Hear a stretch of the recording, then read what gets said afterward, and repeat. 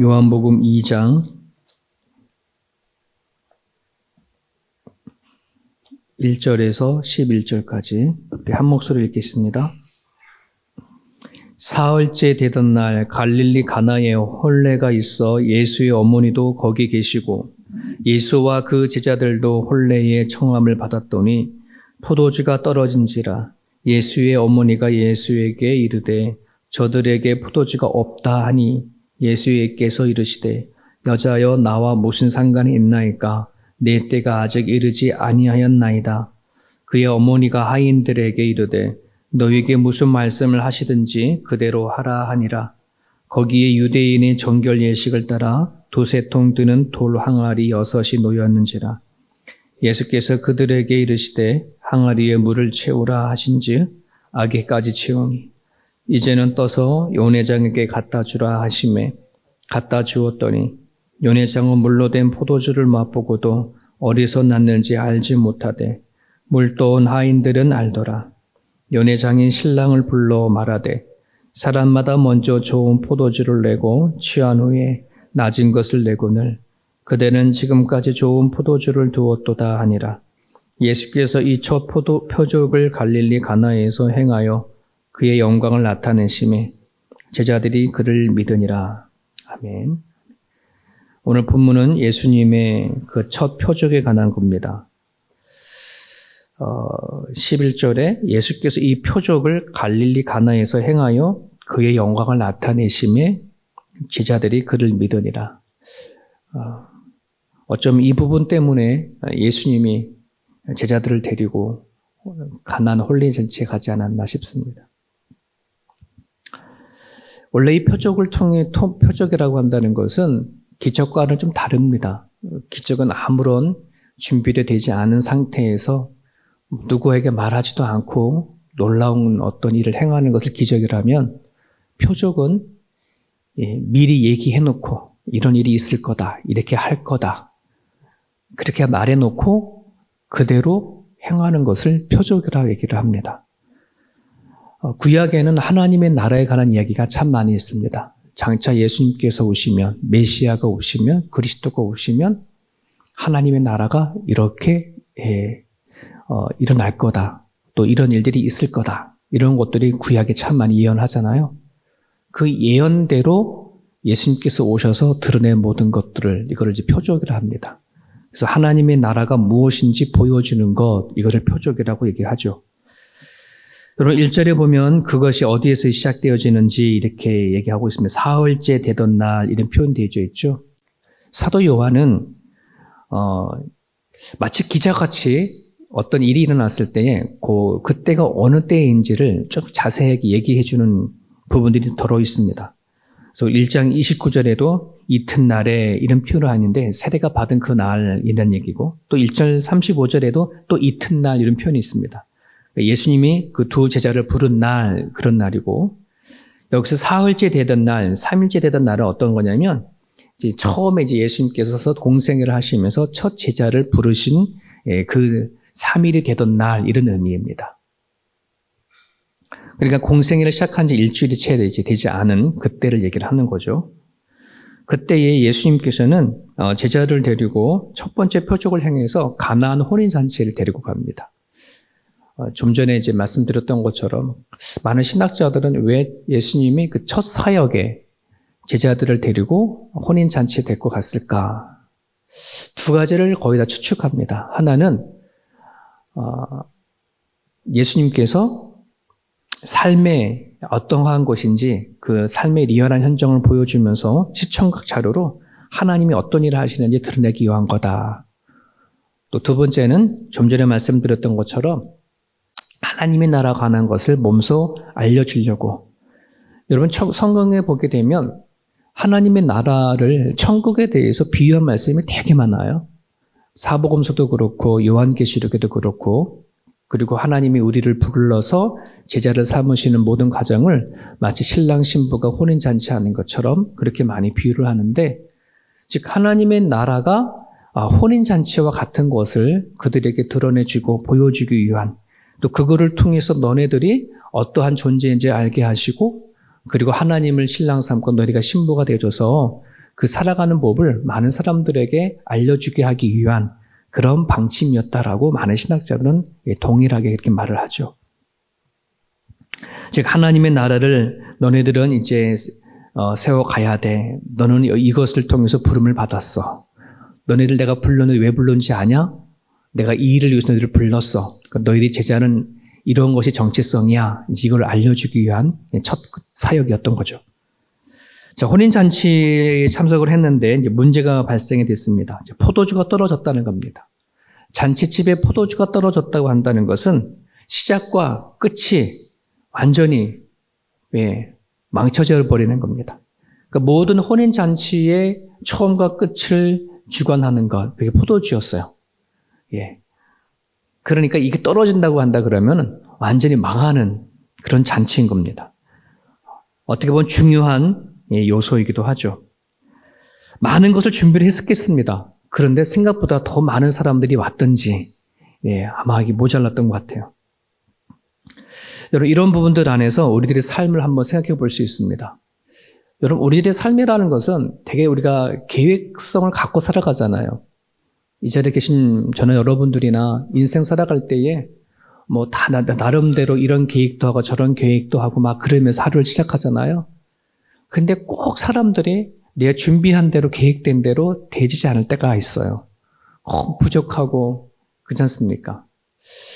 여러분 그 2%라고 하는 음료수가 있는데요. 도대체 왜 이 2%인가 싶었더니 사람이 몸이 수분으로 되어 있지 않습니까? 이 몸이 가져야 할 수분의 2%가 부족하면 그때부터 목마름이 시작된대요. 그래서 그 목마름이 시작할 그 퍼센트가 언제냐? 우리가 수분이 100% 중에 2%가 부족하면 그때 목마름이 일어난다. 근데 이 2%의 목마름이 참 죽을 때까지 우리한테 일어나는 것 같아요. 그게 단지 물을 먹고 싶은 목마름이 아니라 우리 꼭 살아가다 보면 꼭 채울 수 없는 2%가 다 있습니다. 자녀를 키울 때도 그렇고 일을 할 때도 그렇고 내 계획할 때도 그렇고 내 의지와 계획과 상관없이 일어나는 그 모자람이 있습니다. 그게 어쩌면 우리가 살아가는 현실의 진정한 모습이 아닌가 생각이 되어집니다. 자, 그럴 때에 하나님은 예수님을 통해서 그것을 극복하기를 2% 부족한 것을 예수님을 통해서 채워갈 수 있기를 그걸 우리에게 말씀하십니다. 그 어디에서 채울 수 없는 그 2%가 예수님 앞에 채워주는 거예요. 여러분 3절에 그러면 우리가 주님을 통해서 어떻게 그 모자람을 채워갈 수 있을까? 3절에 봅니다. 포도주가 떨어진지라 예수의 어머니가 예수에게 이르되 저들에게 포도주가 없다 이렇게 얘기를 합니다. 예수님의 어머니 마리아입니다. 아마 마리아는 자신의 아들인 예수가 다른 사람들과는 좀 다르다, 보통의 아들이 아니다라고 하는 걸 처음부터 알았겠죠. 하나님을 통해서 잉태되어진 자녀이니까. 그래서 마리아는 이 자녀를 이렇게 예수를 키워오는 가정 가운데 그냥 사람이 하나님 어떤 그 자신이 낳은 아들이기보다는 하나님의 아들로서의 대우하는 것들이 종종 보여요. 그러면서 이 문제를 누구한테 제일 먼저 도움을 요청하냐 하면 아들한테 가지고 나갑니다. 여러분 이 문제를 누구한테 가지고 나가야 돼? 주인한테 얘기를 해야 되잖아요. 마리아도 주인 아니거든요. 그냥 손님으로 간 거거든요. 그런데 이 문제를 예수님 아들한테 얘기하는 거예요. 여기 이제 아들한테 야야 이 홀린 잔치에 포도주가 떨어졌어. 어떡하지? 라고 하는 거를 아들한테 얘기를 먼저 한다는 겁니다. 여기 안에는 현대제 이 말을 지금 우리로 해석해 보면은 이게 기도라고 이렇게 표현을 많이 합니다. 마리아의 첫 기도, 예수님의 이름을 가지고 부탁하는 것, 이게 기도의 시작이다 이렇게 표현을 합니다. 우리 살아가다 보면은 어떤 문제가 발생합니다. 그거를 내가 예수님의 이름으로 가서 질문하고 하느님 앞에 부탁하고 이 상황을 얘기하는 것, 이게 기도입니다. 그러니까 기도는 되게 심플하다라고 가르칩니다.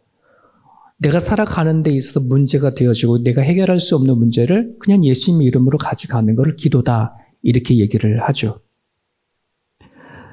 그리고 마리아가 그 문제가 일어났었을 때에 예수님 옆에 가지고 왔다는 것에 포커스가 있습니다. 좀 전에 말씀드렸던 것처럼 마리아는 주인이 아닙니다. 그럼에도 불구하고 그 혼인잔치에 포도주가 떨어진 것을 본인의 문제를 가지고 예수님 앞에 가져가게 되어주죠. 이 마리아가 이것을 예수님 앞에 가져가지 않았다면, 이 시작이 없었다라면 아마 혼인잔치의 결혼식은 망했을지도 모르겠습니다. 누가 과연 가정을 세우고 교회를 세우고 신앙의 공통체를 세우고 하느냐 하는 부분들은 각각의 가정이나 교회나 여러 문제가 있었을 때에 그 문제를 내가 나의 문제로 볼 수 있느냐 하는 시각의 차이점이라고 합니다. 여러분 가정 안에도 보면 문제가 뻥뻥 털어나잖아요. 그러면 부모가 그 문제를 바라보는 관점과 자식이 부모의 관점을 바라보는 관점은 차이가 다릅니다. 부모님은 가정에서 문제가 일어나면 내 일처럼 내가 주인이니까 막 그러잖아요. 하지만 자녀들은 뭐 아버지가 알아서 하겠지, 엄마가 알아서 하겠지 뭐 이런 거 아니겠습니까? 교회도 마찬가지입니다. 많은 분들이 교회 식구가 있고 신앙의 공동체이지만 교회 문제가 일어났을 때 이 문제를 내 문제로 보느냐? 뭐 누군가 알아서 하겠지. 뭐 목사도 있고 장로도 있고 뭐 일꾼들 많은데. 근데 본인도 일꾼 아닌가? 본인은 교회인들 아닌가? 네. 누가 그 교회를 세워가는가? 어떤 직분과 상관하지 아니한 채 이 일이 내 아이의 문제다. 여러분 오늘날 교회가 힘이 떨어지는 것은 이 교회가 나의 사랑하는 교회가 되어지지 않기 때문에 그렇습니다. 내가 온 생각과 온 몸을 가지고 이 교회가 하나님 나를 불러준 교회다. 내 영적인 공급을 받는 곳이다 라고 하는 이 확실한 내가 사랑하는 교회가 되어져야지 그냥 뜰만 받고 다니는 교회는 그 내 교회가 아닙니다. 남의 교회입니다. 남의 하나님일 수도 있습니다. 그런 부분들 안에서 우리가 내 모자람을 정말 인생을 살아가다 보면 채우려고 한다 그러면 예수님 옆에 가지고 나가야 하는 것입니다. 내 살아가는 모든 문제 안에 주님을 초청하고 하나님을 개입시키는 것. 지난 주일날 말씀을 드렸지만 내가 살아가는 모든 삶 속에서 이루어지는 모든 문제에 예수님을 초청하고 개입시킬 때에 그제서야 모자람이 해결이 되어집니다. 채워집니다. 자, 그럴 때 4절에 보면 예수님의 답변입니다. 얼핏 보면 냉정한 것처럼 여자여 라고 되어 있지만 높임말입니다. 어머님이여 라고 하는 극존칭에 해당하는 그런 메시지입니다. 나와 무슨 상관이 있나이까 라고 한다는 말은 내가 아무리 그런 뜻이 아니라 서둘러 주지 마십시오. 지금 내 때이기보다는 이 상황은 하나님의 절차에 따라 풀어가야 할 문제인 것 같습니다. 라고 하는 뜻이 담겨져 있습니다. 이 문제를 너무 서글프게 다룰 문제가 아니라 하나님 앞에 문제를 가져가서 예수님도 하나님이지만 이 땅에 오실 때는 인간 예수로 오셨잖아요. 그러니까 예수님도 하나님 앞에 기도하고자 하는 그 시간이 필요한 거였습니다. 이게 예수님의 겸손입니다. 얼마든지 예수님도 뭐 할 수 있어요. 본인이 하나님이니까 바로 할 수 있을지 모르지만 그 문제를 가지고 성부 하나님 앞에 가지고 나갑니다. 모자람을 채우는 첫 번째 방법은 문제 속에 하나님을 모시는 것. 이게 첫 번째 방법입니다.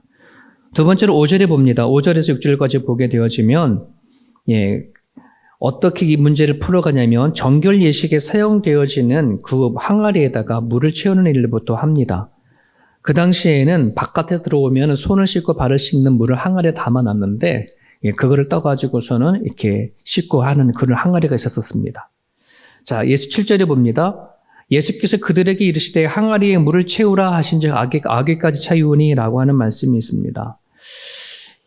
자, 여러분이 하인이라고 생각하고 과연 이것을 순종할 수 있을까? 지금 예수님께서 분명히 뭔가 하라고 하시고 그리고 뭔가 일을 시작하시는데 비는 항아리에다가 물을 채워서 그 물로 가지고 뭐를 하려고 하는 겁니다. 근데 하인들이 그를 빈 항아리에 물을 채우래요. 뭐 거기까지는 괜찮아요. 뭔가 하시려고 하나 보다라고 해서 갖다가 채웠어요. 자, 문제는 뭐예요? 그거를 가지고 뭐 하는 거예요? 또 갖다가 연회장에다 갖다 주라고 하는 것이에요. 이건 생각보다 너무너무 다른 차원이에요. 지금 연회장이라고 생각을 하면 하인들은 여러 가지로 너무 바쁘고 분주하고 뭐 여기저기 다니고 포도주가 떨어졌으니까 얼마나 난리겠습니까? 여기저기 부르고 난리도 났을 겁니다. 자, 그런데 예수님께서는 그들을 불러서 빈 항아리에다가 물을 채우라. 바쁜 중에 그냥 뭐 지금 현재는 다 사람이 들어왔으니까 정결 예식에 사용되어지는 물이 필요 없는데도 불구하고 거길 채우라니까 채워요. 이것도 되게 순종이 필요한 마음이고 더군다나 이거를 갖다 주라라고 하면 더 문제인 거예요. 이걸 누가 더 잘 알아요? 하인들은 알잖아요. 맹물을 갖다가 집어넣은 것도 알고 그거를 갖다가 연회장에다가 사람 주라라고 하니 이게 쉽습니까? 그런데 갖다 줍니다. 그런데 사람들이 그걸 먹고 뭐예요? 포도주로 생각하는 겁니다. 생각하는 게 아니었으면 이 포도주를 먹는 거죠. 그렇지 않습니까? 여러분 맹물하고 포도주는 갖다 놨만 해도 냄새가 벌써 알 수 있는 건데 그러면서 본문의 말씀에 보면 누가 알았더라? 하인은 알았더라 이런 말이 있어요. 이게 소름 끼치는 내용. 이게 비밀이에요. 신비예요. 하나님의 말씀에 순종한 사람만이 기적을 경험하는 그 신비를 경험할 수 있어요. 다른 사람 다 몰라요. 오로지 하나님 예수님의 말씀에 따라 순종한 하인들은 그 포도주가 어디서부터 시작되고 왔는지를 그들은 뭐 하는 거야? 아는 거죠. 이게 신비예요.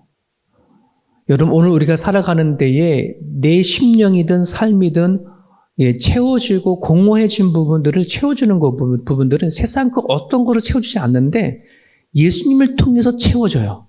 그것을 사람들은 하나님을 순종하고 살아가는 사람들은 다 경험을 해요. 그래서 이 메시지를 전달할 때에 이것을 맛본 사람들은 다 이해를 하고 끄떡여져요. 왜? 맛보았으니까. 아니까. 여러분 같은 하인들이 그 일들을 같이 했던 하인들은요. 서로 뭐 할 거예요? 알 거 아닙니까? 서로 끄떡일 거 아니겠습니까? 신기하다고 얘기하지 않겠습니까? 설명이 필요 없어요. 왜? 같이 순종했기 때문에. 여러분 하나님이 채워주신다. 하나님이 우리에게 부어주신다 하는 것을요. 그거를 경험한 사람들은 그냥 알아요. 끄떡여요. 긴 말 하지 않아도 돼요. 하지만 이거를 경험하지 못한 사람들은 막 설명해 줘야 돼요. 이것이 말이야 어떻게 나온지 아냐? 빈 항아리에 예수님이 물을 채우라 해서 우리가 열심히 채웠거든. 채우는데 그걸 갖다 주라 그러더라. 갖다 주라 그랬는데 그게 포도주로 바뀌었어. 이게 믿어지냐? 해보지 못한 사람들은 안 믿어지죠. 웃긴 소리 하고 있네 이러죠. 여러분 믿음의 순종이요. 어렵지만 순종할 때에 기적은 일어납니다. 그 하나님은 지금도 살아계십니다. 지금도 하나님 말씀에 순종할 때 같은 일이 이루어집니다. 왜 우리는 채워지지 않은가? 왜 우리는 공허한가? 왜 우리는 하나님을 경험하지 못하는가? 그 깊은 곳에 가면 순종하는 삶이 우리 가운데 없기 때문에 그렇습니다. 사랑하는 여러분, 말씀을 읽고 쓰고 암송하고 영성을 말씀을 묵상하고 쓰는 그 과정 가운데에 말씀의 경험을 해볼 수 있기를 바랍니다. 그래야지 야 정말 그렇게 말씀이 채워지는구나 라고 하는 것을 경험할 수 있어요. 나의 틀을 깨치는 것은 오로지 말씀밖에 없습니다. 여러분 10절에 보세요. 10절에 보게 되어지면 말하되 사람마다 먼저 좋은 포도주를 내고 취한 것에 낮은 것을 내거늘 그들은 지금까지 좋은 포도주를 두었도다 이렇게 얘기를 합니다. 정말 뭐요? 물이 포도주로 변했습니다. 처음보다 더 나은 포도주를 나온 겁니다.